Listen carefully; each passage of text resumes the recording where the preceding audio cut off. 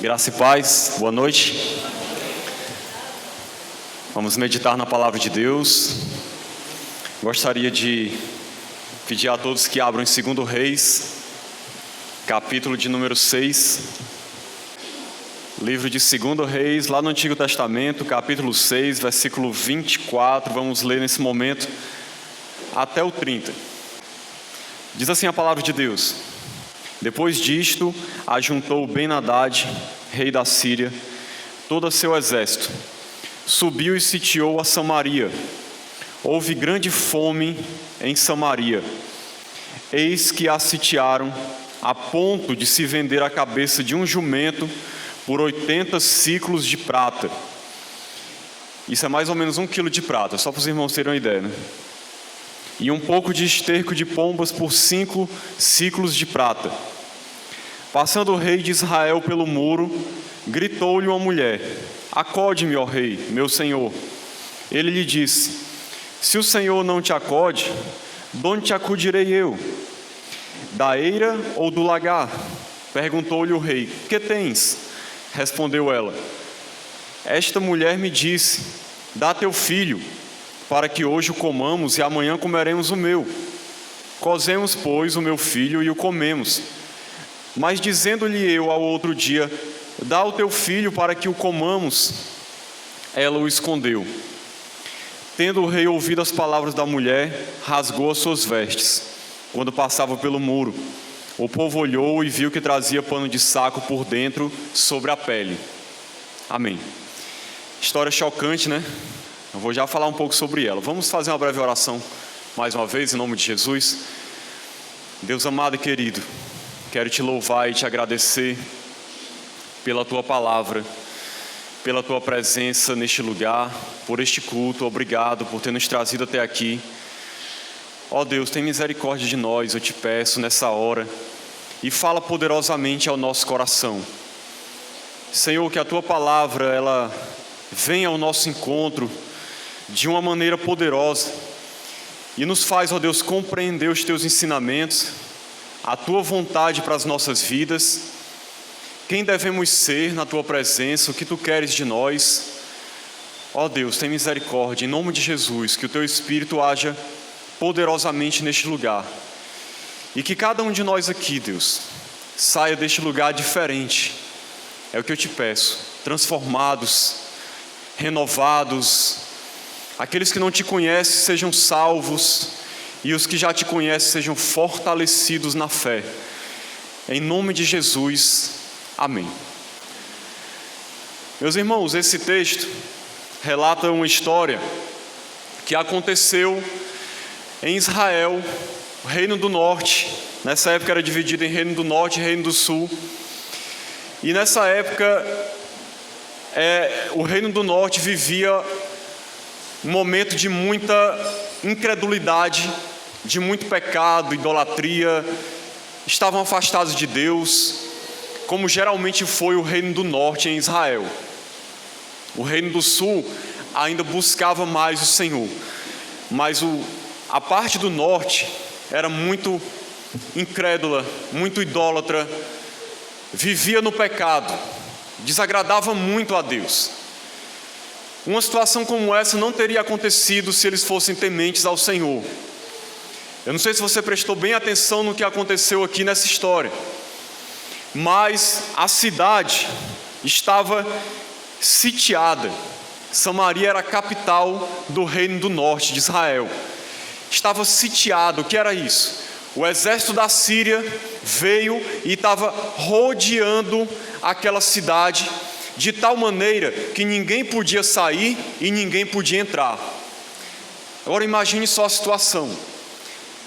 Depois de passados alguns meses nessa situação, começava a acabar a comida, começava a acabar tudo, porque eles não tinham como sair para as plantações, para colher o alimento, ao ponto de ter chegado nessa situação que você acompanhou aqui, de a cabeça de um jumento ser vendida por 80 ciclos de prata, ou 1 quilo de prata.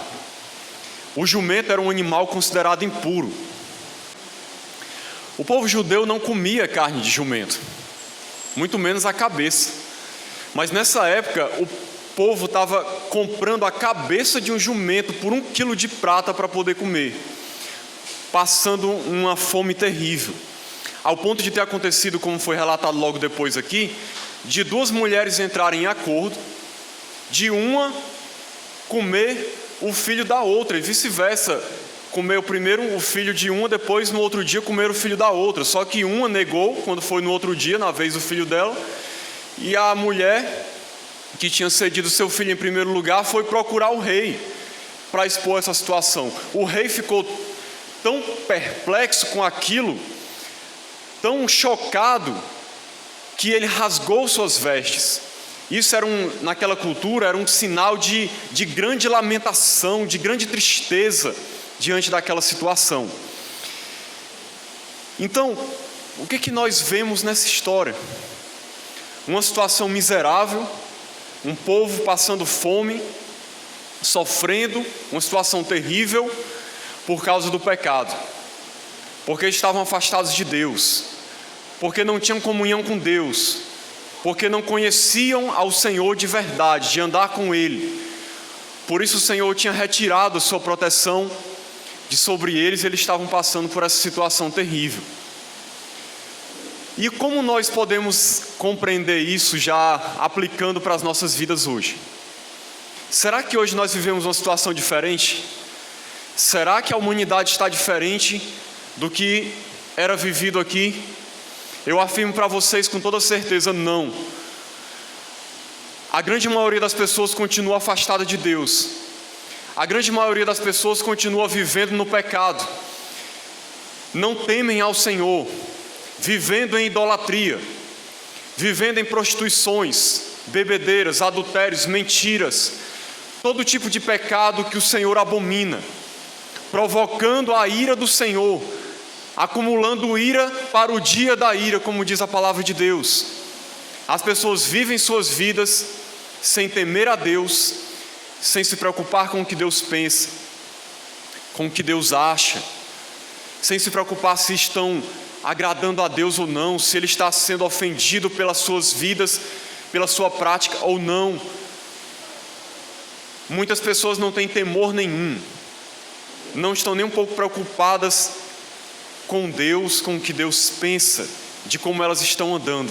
A única coisa que elas querem é curtir a vida, viver seus prazeres, fazer o que bem entendem enquanto estão nesse mundo. Não é o lema de muitos? Vamos viver a vida, vamos curtir, vamos beber, vamos fazer tudo que a gente bem entende, vamos ter prazer, porque é isso que a vida oferece.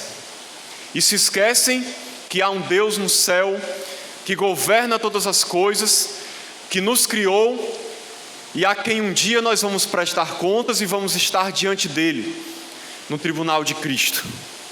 E aí como vai ser?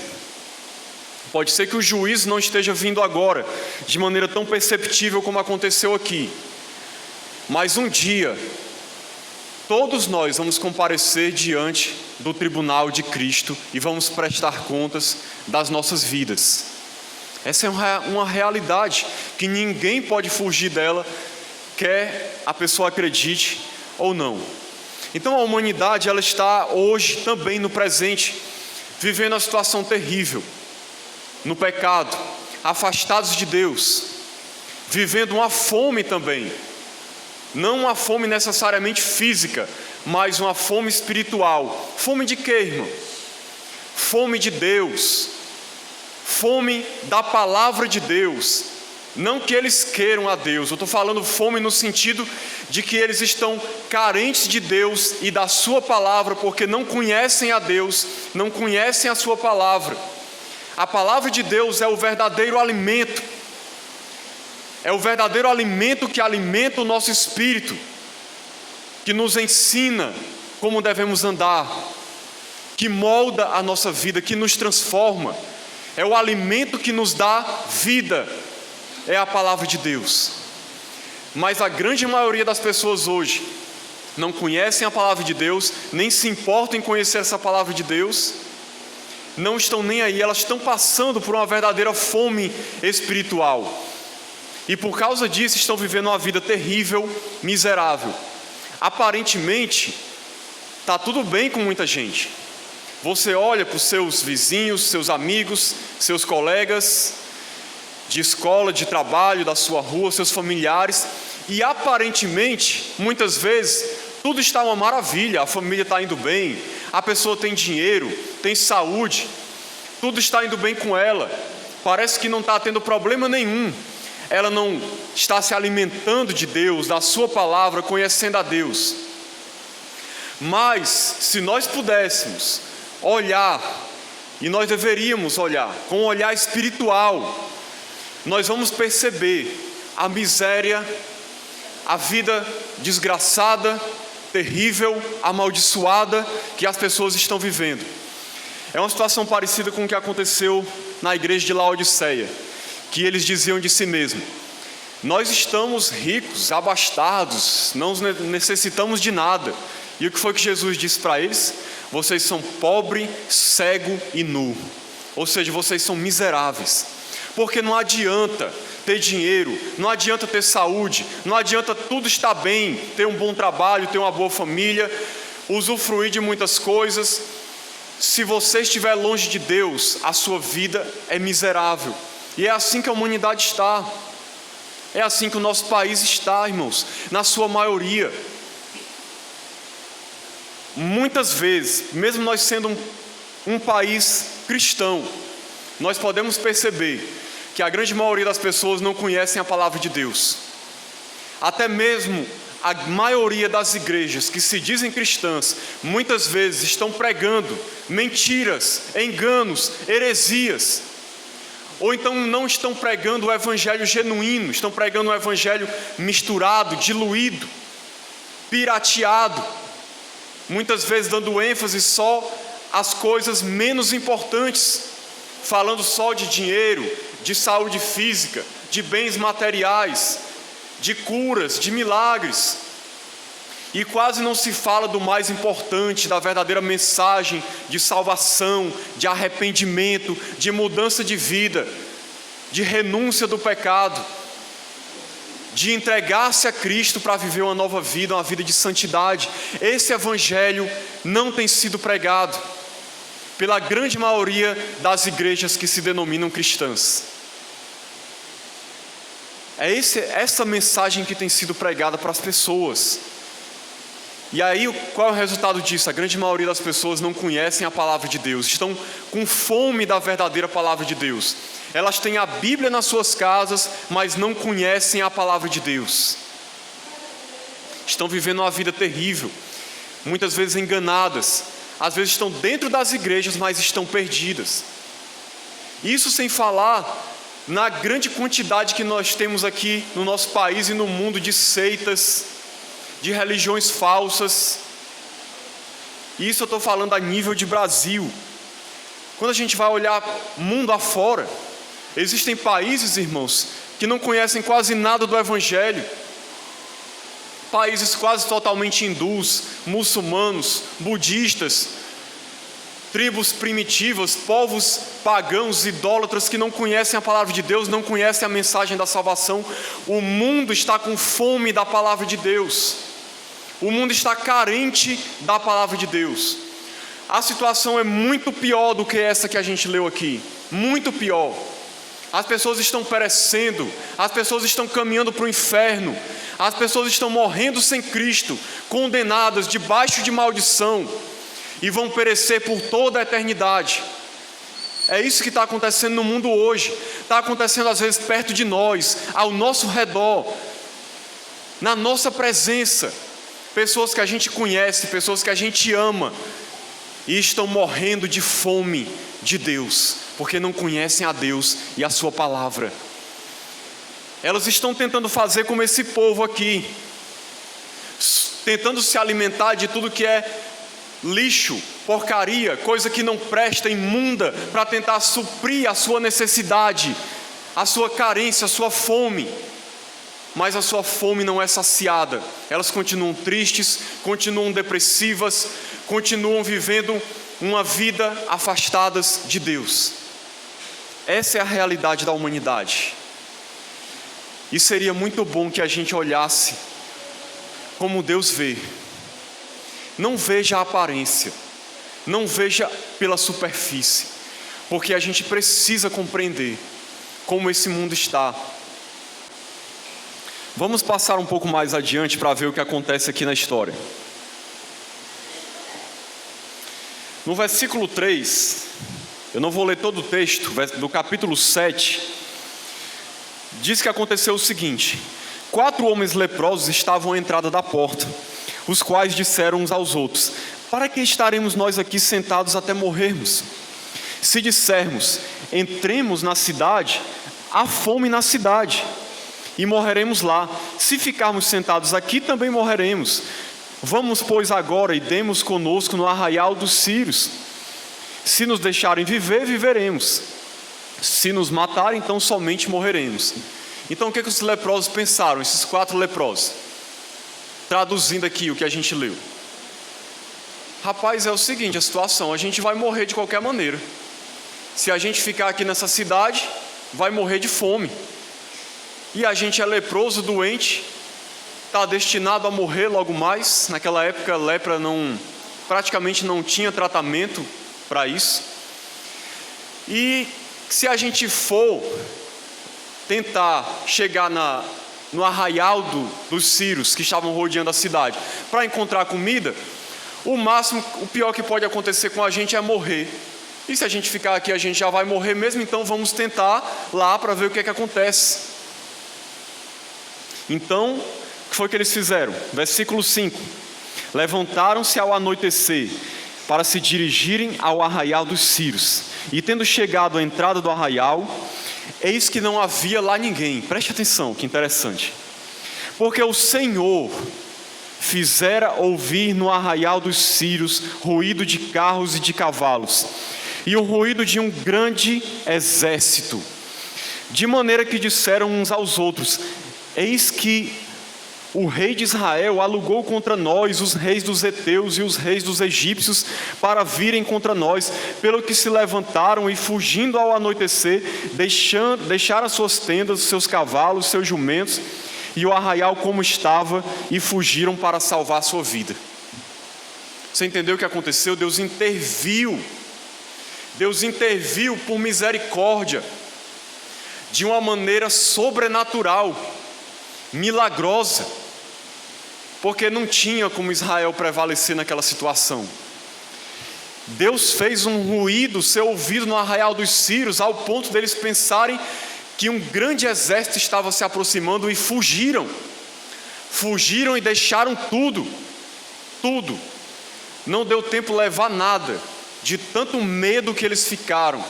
Deve ter sido um som terrível, deve ter sido algo assim surpreendente, inimaginável, ao ponto deles temerem muito. Então o que foi que Deus fez? Deus teve misericórdia daquele povo de Israel e fez os inimigos fugirem, e deu libertação ao povo dele, manifestou a sua graça e o seu poder para salvar aquelas pessoas daquela situação terrível que eles estavam passando. Foi pura misericórdia e graça de Deus, porque eles não mereciam, mas por amor e misericórdia, Deus fez isso para salvar suas vidas. Isso, meus irmãos, é uma ilustração maravilhosa do que Deus fez no tempo presente, por meio de Jesus Cristo. Porque a situação da humanidade é essa situação terrível que eu relatei para vocês há pouco tempo. E o que foi que Deus fez? Como é dito lá em João 3,16: Deus amou o mundo de tal maneira, mesmo o mundo nessa situação terrível e miserável, que deu o seu único filho, para que todo aquele que nele crê não pereça, ou seja, não morra, mas tenha a vida eterna. Então foi a mesma coisa. Deus amou o mundo que está debaixo de condenação, que não merece a salvação, Deus olhou com misericórdia para nós e pela sua graça enviou o seu único Filho, Jesus Cristo, para morrer no nosso lugar, mesmo sem a gente merecer. E Jesus veio a este mundo, morreu na cruz do Calvário, derramou o seu sangue puro, fez um sacrifício único e agradável a Deus pelos nossos pecados, para nos salvar dessa situação terrível que a gente se encontrava, que a humanidade se encontrava. Foi isso que Jesus fez. Morreu pelos nossos pecados. Da mesma maneira, Jesus veio ao mundo. E sabe o que é que Jesus fez também?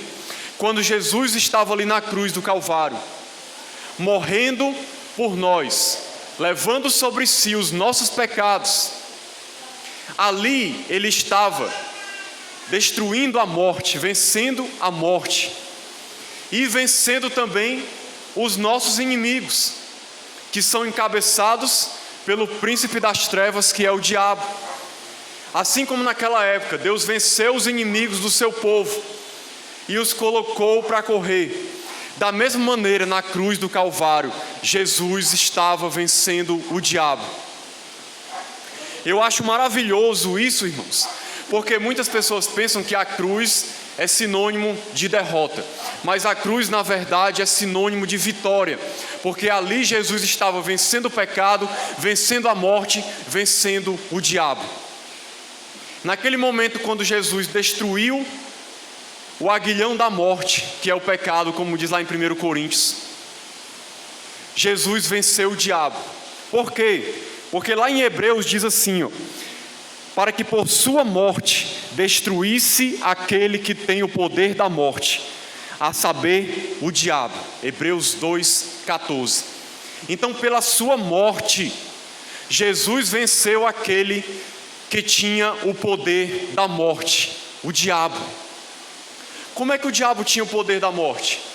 No sentido de que ele se aproveitava da situação de escravidão que as pessoas viviam, e ele, se aproveitando dessa situação de pecado, de escravidão, ele oprimia as pessoas, ele levava as pessoas para mais longe de Deus ainda, ele agia para destruir a vida delas, ele agia para acabar de vez com a vida das pessoas, fazendo com que elas vivessem uma vida o mais desgraçada possível e garantindo que elas continuassem no pecado para poder ir para o inferno. Era assim que o diabo detinha o poder da morte, nesse sentido. Mas segundo o texto de Colossenses 2:14, ali na cruz, Jesus os expôs publicamente ao desprezo e os humilhou na cruz. Eles foram humilhados e vencidos por causa da sua morte na cruz do Calvário. Assim como Deus fez nessa época aqui, Deus fez de uma maneira geral, por todas, oferecendo salvação a toda a humanidade, derrotando o diabo na cruz e oferecendo agora libertação, salvação, nova vida para todo aquele que nele crê, para todo aquele que coloca a fé nele. Então o diabo, ele foi vencido na cruz do Calvário. Jesus pisou na cabeça da serpente, como foi profetizado. Jesus, ele já começou a vencer o diabo já durante o seu ministério. Venceu ali na tentação do deserto, estava vencendo toda vez que ele curava alguém, que ele expulsava um demônio, toda vez que ele estava pregando o evangelho, levando a salvação. O reino de Deus estava avançando e o reino das trevas estava diminuindo.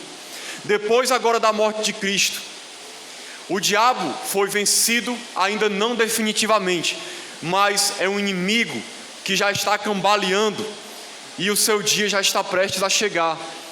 E o reino de Deus está avançando. É por isso que a palavra de Deus diz que as portas do inferno não podem prevalecer contra a igreja do Senhor, porque a igreja avança, o reino de Deus avança, e o diabo está a cada dia mais sendo envergonhado e destruído pelo poder de Deus, pelo avanço da igreja, por meio da pregação do evangelho. porque o Evangelho é o poder de Deus para a salvação de todo aquele que nele crê. Então, quando nós pregamos o Evangelho, o reino de Deus avança, o diabo é envergonhado, ele vai sendo destruído, a igreja prevalece e o reino de Deus avança. E o reino das trevas diminui. É isso que está acontecendo agora, neste momento. É isso que Deus está fazendo. Só para finalizar esse ponto, para os irmãos entenderem, vai chegar um dia que o diabo vai dar o seu último suspiro. Vai levantar o anticristo, que vai governar nesse mundo, por um tempo vai oprimir o povo de Deus e as demais pessoas. Mas diz a palavra de Deus lá em 2 Tessalonicenses, que o Senhor na sua vinda vai o destruir com o sopro da sua boca. E ali, na vinda de Cristo, o diabo vai ser totalmente derrotado, lançado no lago de fogo e enxofre, assim como o falso profeta e o anticristo. E aí a vitória de Cristo vai ser total, definitiva e plena. Mas só vai usufruir dessa vitória aqueles que creem em Jesus, que confessam o seu nome como Senhor, que se juntam a Ele, que o reconhecem como Senhor, Deus e Salvador das suas vidas, e se arrepende dos seus pecados e crer nele. Esses vão ser libertos, esses vão ser salvos, esses vão usufruir da vitória de Cristo, esses vão estar do lado do Cordeiro de Deus na sua vinda, e vão reinar com Ele por toda a eternidade. Versículo 8, veja o que diz aí. Chegando, pois, aqueles leprosos à entrada do arraial, entraram numa tenda e comeram e beberam, e tomaram dali prata e ouro e vestes, e se foram. E olha o que eles fizeram, os esconderam, voltaram e entraram em outra tenda, e dali também tomaram alguma coisa e a esconderam. Eu quero terminar essa mensagem, nesse ponto final, falando um pouco a respeito da atitude que todo aquele que crê em Cristo deve ter depois que conhece o Senhor, que é liberto e que passa a andar com Cristo. Eu falei aqui da situação da humanidade, da libertação que Deus providenciou, e agora eu quero falar do que Deus deseja realizar através de nós. O que nós faremos com as boas notícias? Essa é a pergunta que eu quero responder. Com as boas notícias da salvação, com o que nós experimentamos e conhecemos. Esses leprosos, vejam que num primeiro momento eles esconderam tudo que eles acharam. Numa atitude egoísta, eles queriam usufruir daquilo para si mesmos. Não pensaram nos outros que estavam morrendo e perecendo na cidade. E eu quero lançar uma pergunta aqui para cada um de nós. O que nós estamos fazendo com as boas notícias de salvação? Com a libertação que nós recebemos? Com a verdade que nós agora conhecemos do Evangelho, que significa boas novas? Faça essa pergunta para todo aquele que foi liberto em Cristo, que conhece o Senhor. Você foi livre. Você conheceu o Senhor, você agora tem uma nova vida, você foi salvo, você foi transferido do reino das trevas para o reino do Filho do seu amor, você foi perdoado, tem nova vida, salvação, vida eterna, comunhão com Deus, paz, alegria verdadeira, felicidade, sua vida está uma maravilha. Mas a situação da humanidade continua terrível, as pessoas estão morrendo ao nosso lado, as pessoas estão perecendo e estão caminhando para o inferno. O que nós vamos fazer? É a pergunta que eu quero deixar para que você responda, não para mim, mas para Deus. O que nós vamos fazer? É muito cômodo e é muito mais fácil a gente se esconder dentro da igreja, dentro dessas quatro paredes, e viver aquele cristianismo como a maioria dos chamados cristãos querem viver. Frequentar a igreja, frequentar os cultos, ser abençoado, receber uma bênção, ser curado de alguma enfermidade, ter os seus problemas resolvidos, e aí ir para a sua casa, continuar vivendo a sua vida cômoda e feliz, e sem se preocupar com mais nada. Esse é o tipo de cristianismo que as pessoas querem viver. É isso que as pessoas entendem por vida cristã. E elas estão escondendo a mensagem que ouviram de libertação. E não transmitem a ninguém, não falam a ninguém. Mesmo vendo e sabendo que pessoas estão morrendo do seu lado. Mas no versículo 9, esses homens disseram, uns para os outros: não fazemos bem, este dia é dia de boas novas, e nós nos calamos. Se esperarmos até a luz da manhã, seremos tidos por culpados. Agora, pois, vamos e o anunciemos à casa do rei. A consciência deles pesou, porque eles se lembraram das pessoas que estavam morrendo de fome, e sabia que essas pessoas precisavam do alimento. Será que nós estamos nos lembrando das pessoas que estão morrendo sem Cristo, que estão com fome da palavra de Deus, que não conhecem o Senhor, que vão perecer se continuarem nessa situação? Nós sabemos a situação terrível em que eles estão. Será que nós vamos nos calar?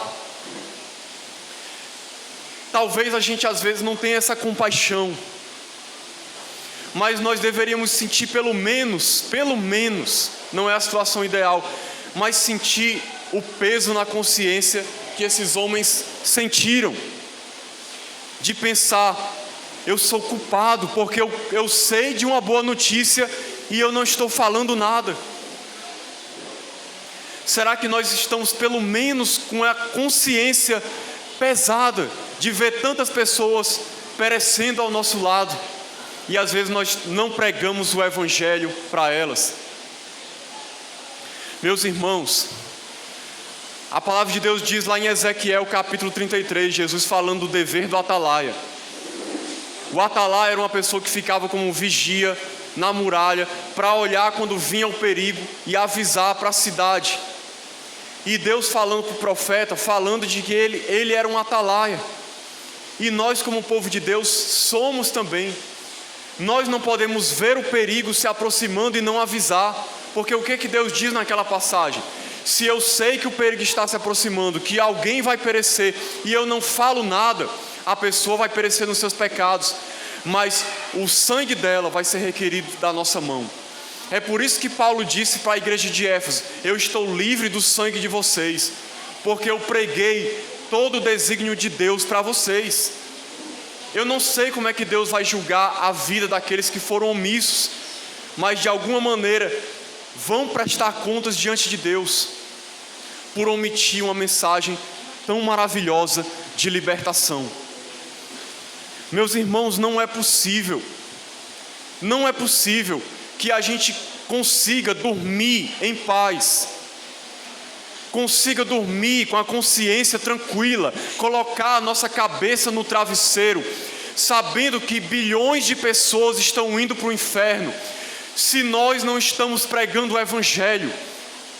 E às vezes essas pessoas estão morrendo do nosso lado. Às vezes é a nossa mãe, o nosso pai, o nosso irmão, o nosso cônjuge, o nosso vizinho, os nossos colegas de trabalho, de escola, que nós conhecemos, andamos com eles, mas nós não temos coragem de falar de Cristo, porque às vezes temos medo e vergonha, porque estamos preocupados com o que as pessoas vão pensar de nós, porque nós não nos preocupamos com o que Deus pensa de nós, o que Deus está pensando de nós, quando nós nos omitimos e nos envergonhamos do evangelho. Paulo disse: eu não me envergonho do evangelho, porque é o poder de Deus para a salvação de todo aquele que nele crê. Não se preocupe se vão achar que você é louco, fanático, retrógrado. Pregue o evangelho. Pregue o evangelho, fale da salvação de Cristo. As pessoas precisam ouvir. Elas precisam saber que elas estão debaixo de condenação, que se elas continuarem assim, elas vão perecer no inferno. Isso não é brincadeira, irmãos. Você já imaginou como era terrível essa situação que a gente leu aqui, do povo passando fome? Agora você imagine o que é o inferno. Tente imaginar trilhões, bilhões, zilhões de anos. E aí depois, no final de tudo isso, você vai imaginar a eternidade nem começou ainda. Aqueles que morrerem sem Cristo vão passar uma eternidade toda perecendo e sofrendo no lago de fogo e enxofre, porque rejeitaram o Senhor. E como vai ficar a nossa consciência? Preste atenção. Eu vou já finalizar, mas é importante eu dizer isso aqui. Eu creio que Deus quer que eu fale isso, eu não posso deixar de falar. Um dia, todos nós vamos estar diante de Deus, no tribunal de Cristo. Eu não estou dizendo que a gente vai ser condenado por não pregar o Evangelho, porque nós não somos salvos pelas obras. Mas como vai ficar a nossa consciência quando nós vemos do nosso lado os nossos colegas, os nossos familiares, os nossos vizinhos que andaram conosco sendo condenados ao inferno, e nós sabendo que nós poderíamos ter pregado para eles e nos omitimos? Como nós vamos nos sentir? Meus irmãos, eu não sei qual é a sua visão de cristianismo, mas nós não estamos aqui nessa terra a passeio, para curtição. Essa vida é breve. A cada dia mais, Deus tem me dado essa consciência. Eu agradeço a Deus por isso. E a minha vontade é me gastar, é morrer pelo Evangelho, é pregar o Evangelho, porque eu sei que se eu durar muito, talvez eu dure uns 40 anos nessa terra, mas eu vou estar durante toda a eternidade usufruindo da presença de Deus. Mas nesses 40 anos, de que vai valer a pena se eu ganhar dinheiro, se eu tiver coisas, se eu viver bem, se eu tiver lazer, e se eu não ganhar almas, se eu não fizer discípulos? A igreja está aqui nessa terra com uma razão: pregar o Evangelho e ser luz neste mundo. Nós estamos aqui para falar da salvação de Cristo. Jesus disse: ide por todo mundo, pregai o Evangelho a toda criatura, fazei discípulos de todas as nações. Essa é a vontade de Deus. A igreja está aqui para isso.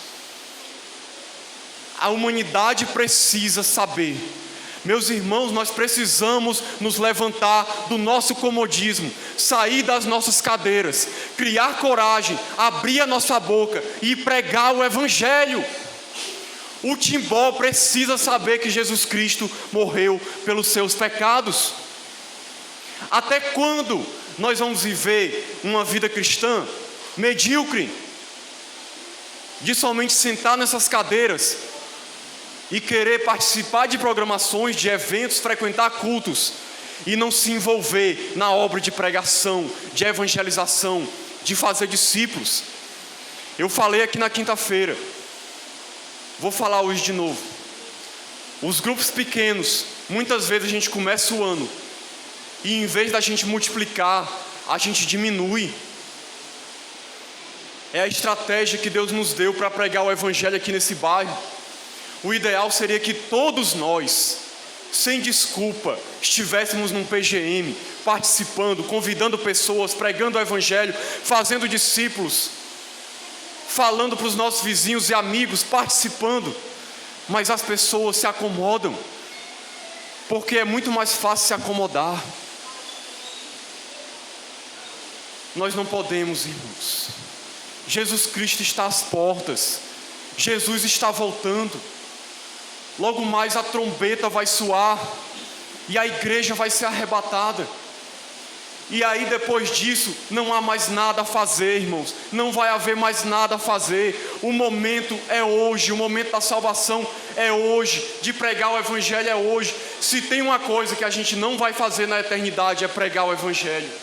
Então aproveite essa vida e pregue o Evangelho de Cristo. Viva para isso, respire isso. Jesus era assim, os apóstolos eram assim. Se nós somos discípulos de Cristo, nós temos que ser assim. Porque a maior missão de Deus e a obra de Deus nessa terra é a pregação do Evangelho. E se nós dizemos que somos cristãos e não estamos envolvidos nisso, tem alguma coisa errada com o nosso cristianismo.